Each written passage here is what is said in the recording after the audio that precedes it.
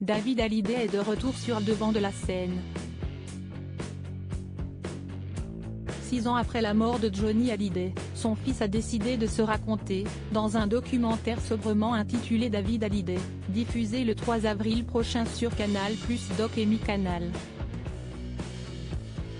À l'occasion de cette actualité, le père de Cameron était l'invité de Philippe Vandel, dans l'émission Culture Média, ce mercredi 29 mars.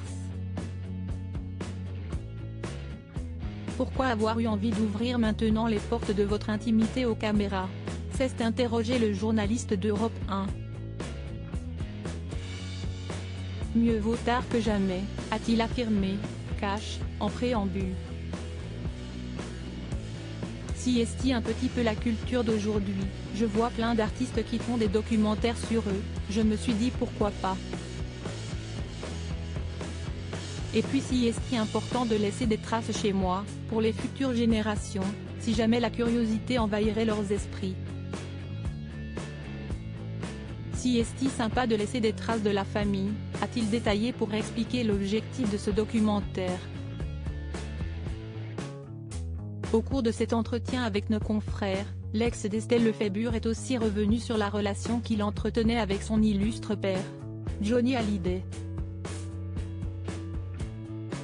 La relation avec son père, si est toujours quelque chose d'assez animal finalement.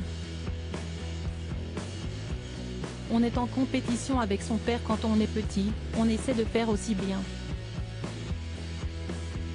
On a envie d'attirer les regards de son père, a-t-il expliqué, avant de poursuivre, tout au long de sa vie, je pense qu'on garde un petit peu cette espèce, pas de compétition, mais de challenge en fait.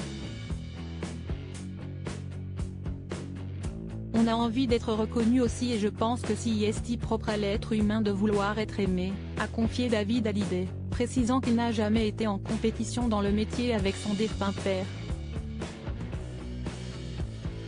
Supérieur à David Hallyday, qui sont les femmes de sa vie? David Hallyday, ce que Johnny lui a refusé dans ce documentaire prochainement diffusé sur Canal+, que Gala a pu visionner en avant-première, David Hallyday est aussi revenu sur l'influence de son père dans le choix de son nom de scène.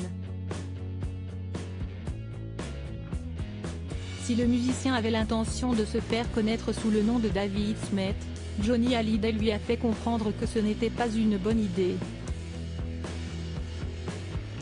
Il m'a dit, tu ne peux pas t'appeler comme ça. Je lui dis, ah bon pourquoi? Il me dit, parce que moi je suis ton père, je suis Johnny Hallyday, tu es obligé de t'appeler David Hallyday, a expliqué le fils du rocker avec amusement. Ce dernier a donc accepté d'abandonner son idée initiale pour faire plaisir à son père. Crédit photo, Best Image.